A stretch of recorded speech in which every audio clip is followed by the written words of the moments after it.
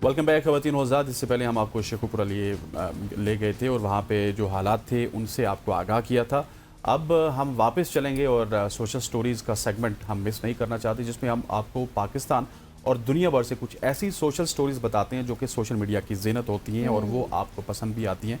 तो गज़ल सबसे पहले स्टोरी का आगाज़ करेंगे। अच्छा, दुनिया का आपने नाम लिया तो दुनिया की पहले खबर दे देती हूँ मैं इनको। दुनिया के सबसे छोटे कद के गुलकार अब्दुल रोसिक, जो कि दुबई में उनको गिरफ्तार किया गया था, लेकिन उनको गिरफ्तार क्यों किया गया था ये आपको बताती हूँ।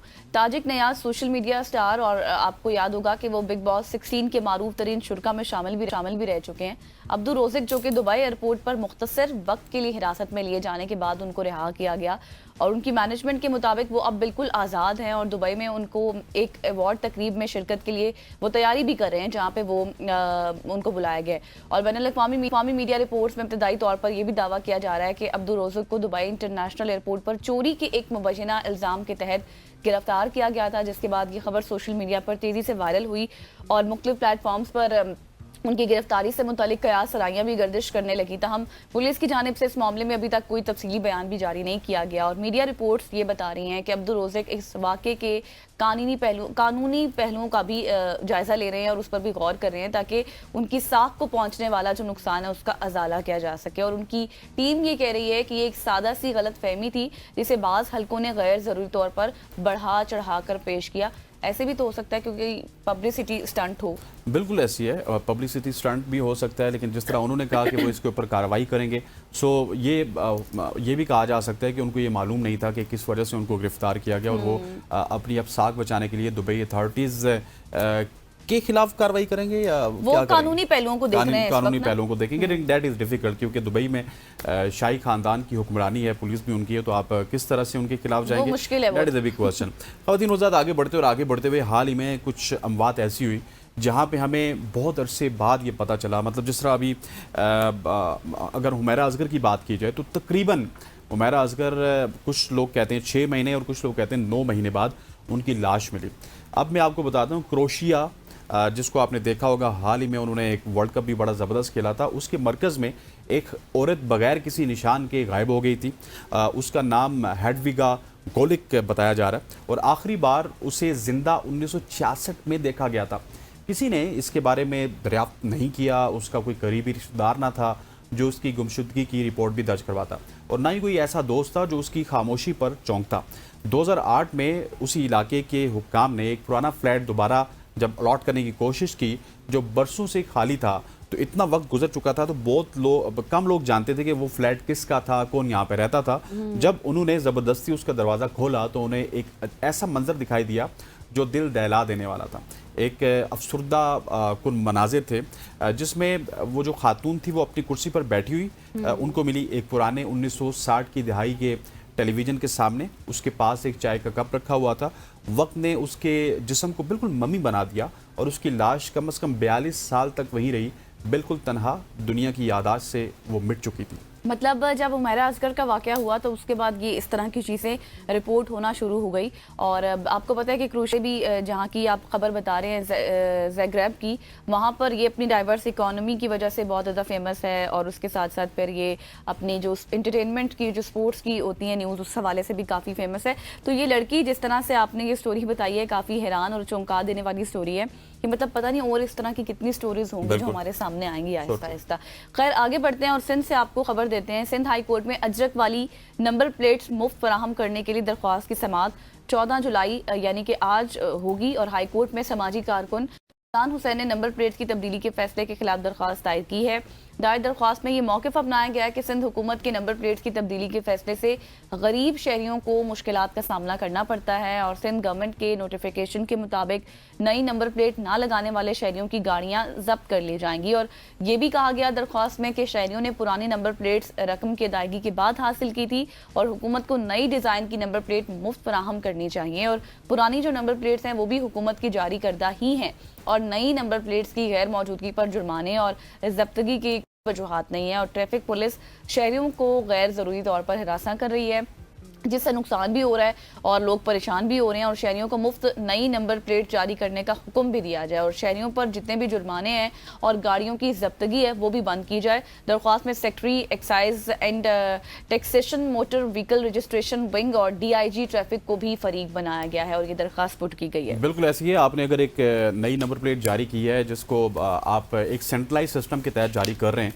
सो उसमें इस शहरी की दरख्वास्त पे अगर अमल हो जाए तो ज़्यादा बेहतर होगा आवाम के लिए, कि जिसमें आप मुफ्त अगर हर शहरी को ये नंबर प्लेट दे देंगे तो उनका काम भी आसान हो जाएगा और वो जुर्माने से भी बच जाएंगे। ख़वातीन उज़ात, नंबर प्लेट की बात हुई है, कराची की बात हुई है, तो फिर मैं मोटरसाइकिल सवारों की भी बात करता हूँ और लाहौर की बात करता हूँ। मोटरसाइकिल सवार अब हो जाएं होशियार, क्योंकि उनके लिए लाहौर में और पंजाब में एक सर्टिफिकेट ऐसा आया है जो कि रखना बहुत लाजमी होगा।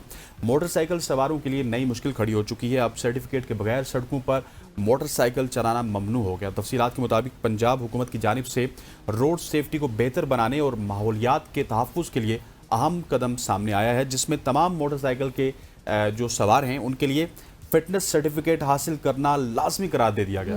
एक हालिया कानूनी तरमीम के तहत मोटरसाइकिलों को मखसूस टेस्टिंग से गुजरना होगा, जिसके बाद 1 साल की मुद्दत के लिए फिटनेस सर्टिफिकेट जारी किया जाएगा। और इस इक़दाम का मकसद फ़िज़ाई आलूदगी को कम करना और ख़राब जो मोटरसाइकिल हैं उनकी देखभाल और गाड़ियों की वजह से जो सड़क के हादसात हैं उसको रोकना है। और सड़क के हादसात में बहुत सारी चीज़ें आती हैं और दूसरी जानिब इन्वायरमेंट प्रोटेक्शन एजेंसी गाड़ियों की जो है इमिग्रेशन टेस्ट मुफ्त कर रही है और इखराज का इम्तिहान पास करने वाली गाड़ियों को सब स्टिकर्स जारी किए जाएंगे जो उनकी विंडो स्क्रीन पर चस्पा होंगे, जो 1 साल की मुद्दत तक रहते हैं। और ये कानून सिर्फ पंजाब में नहीं पूरे पाकिस्तान में होना चाहिए। और इस तरह हमने देखा है कि मगरबी ममालिक में, अगर आप अभी थोड़ी देर पहले दुबई का जिक्र कर रही थी, वहाँ पे भी हर साल बाद आपको गाड़ी का फिटनेस सर्टिफिकेट लेना पड़ता है। और फिटनेस सर्टिफिकेट अगर आपके पास नहीं होगा तो आपको जो गाड़ी का कार्ड है जो उसकी मलकियत है वो आपको इशू नहीं होगा। एग्जैक्टली। अच्छा, ये सब जितने भी इकदाम किए जा रहे हैं ना, ये आप लोगों की अपनी सेफ्टी के लिए, चाहे वो फैंसी नंबर प्लेट्स के हवाले से हो, चाहे वो मोटरसाइकिल के सर्टिफिकेट के हवाले से हो, तो गवर्नमेंट तो यही किया जा सकता है उनकी जानिब से, वो कोई ना कोई एक्शन ले सकती है, लेकिन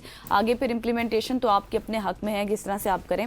अब बात कर लेते हैं थोड़ी सी कराची की। और कराची में जो तारीखी हैसियत रखने वाले फेयर हॉल है, वहाँ पर जंग अजीम की यादगार और नायाब शील्ड चोरी कर ली गई, जिसका मुकदमा इस वक्त थाना आर्टिलरी में दर्ज कर दिया गया है। और पुलिस हुकाम का ये भी कहना है कि मुकदमा deputy director Karachi municipal corporation महकमा पाक की मुद्दत में दर्ज किया गया। और मुद्दई ये भी बताया जा रहा है उनकी जानिब से कि यौम आशूर की जब तातीलात हुई थी तो तब दफ्तर हमारा बंद था, और फिर तातीलात के बाद दफ्तर को खोला तो DG ऑफिस के अकब वाली जो खिड़की थी वो भी टूटी हुई थी। और मुद्दई ने यह भी बयान दिया कि ऑफिस से 5 अदद जंग अजीम की यादगार और नायाब शील्ड्स गायब हुई हैं। और मुद्दई ने यह भी मौक़िफ़ इख्तियार किया है कि केबल, कॉपर, फिर इसके बाद DVD प्लेयर, फिर 1 अदद स्पीकर और दीगर अशिया भी गायब थी और कोई नामालूम शख्स तमाम अशिया चोरी करके लेकर चला गया है। और मुद्दई मुकदमा का यह भी कहना है कि अपने तौर पर गुमशुदा अशिया तलाश करते रहे मगर कोई मालूमात नहीं मिली, फिर हमने इस तरह से ये रिपोर्ट कराया। और मुद्दई ने यह भी कहा कि जो चोर DG ऑफिस के अकब वाली खिड़की को तोड़कर वो अंदर दाखिल हुआ, फिर वो सामान लेकर भाग गया। बिल्कुल ऐसे। और ये अगर फ्री हाल की बताई जाए तो ये एक पार्क है कराची में बड़ी मशहूर, और वहाँ पे लोग सैर तफरी करने के लिए जाते हैं और उसके साथ ही मुतसिल है एक लाइब्रेरी। सो ये उस लाइब्रेरी से चोरी हो, दैट इज वेरी अनफॉर्चुनेट कि आप अब अपनी लाइब्रेरी की हम हिफाजत भी नहीं कर पा रहे, और दूसरा आप देखिए कि कहाँ से हम चोरियाँ कर रहे हैं और ऐसी ऐसी शील्ड्स चोरी कर रहे हैं जो कि कई सौ साल बेच ही दी होंगी या फिर क्या हो, बिल्कुल ऐसे ही है। और वो बेची भी कितने की होंगी? 3-4 हज़ार रुपए की। एग्जैक्टली। ख़वातीन वज़ात, आगे बढ़ते हैं और अपनी आखिरी स्टोरी की जानिब बढ़ते हैं। पाकिस्तान में स्टारलिंक सैटेलाइट इंटरनेट की लॉन्चिंग की तस्दीक हो गई है और इस सिलसिले में ज़ाया ने बताया कि पाकिस्तान पहली सैटेलाइट पर मबनी इंटरनेट सर्विस शुरू करने की तैयारी कर रहा है और एलान मस्क की कंपनी इस साल के आखिर तक मुल्क में काम शुरू करेगी। स्टारलिंक ने पाकिस्तान के कवानीन और रेगुलेटरी फ्रेमवर्क के तहत काम करने पर आमादगी जाहिर की और पहले ही रजिस्ट्रेशन के लिए दरख्वास्त जमा करा चुकी है। ज़राए के मुताबिक, ज़राए ने जो मज़ीद इंफॉर्मेशन दिया उसके मुताबिक Pakistan space activities regulatory board फ़िलहाल आलमी सतह के एक सैटेलाइट रेगुलेटरी फ्रेमवर्क को हतमी शक्ल दे रहा है जो सैटेलाइट इंटरनेट सर्विस फराम करने वालों को लाइसेंस देने की बुनियाद के तौर पर काम करेगा। फ्रेमवर्क मुकम्मल होने के बाद स्टारलिंक बाज़ाब्ता तौर पर रजिस्टर हो जाएगी, जिसके बाद पाकिस्तान कम्युनिकेशन अथॉरिटी PTA की तरफ से ऑपरेशनल लाइसेंस जारी किया जाएगा। और कयास आराइयाँ की जा रही हैं कि एलन मस्क इस साल के आखिर में पाकिस्तान में होने वाली लॉन्चिंग तकरीब में ज़ाती तौर पर शिरकत करेंगे। आपको पता है ना कि इस हवाले से स्टारलिंक के हवाले से कितनी डिबेट हुई थी कि होनी चाहिए नहीं होनी चाहिए, फिर उन्होंने कह दिया कि होगी। तो खैर अब देखते हैं कि क्या कुछ मजीद नेक्स्ट होगा। और ये सोशल स्टोरीज थी जो कि हमारी कंप्लीट हो चुकी है अल्हम्दुलिल्लाह। तो अब हम ब्रेक की हाँ, यहाँ पे ब्रेक लेंगे, ब्रेक के बाद वापस आएंगे तो हम कुछ बातों पे भी हमने जिक्र करना है कि मुल्क के जो सियासी हालात हैं वो किस तरह से चल रहे हैं। यहाँ पे वक्त हो जाता है एक शॉर्ट सी कमर्शियल ब्रेक का। Stay with us.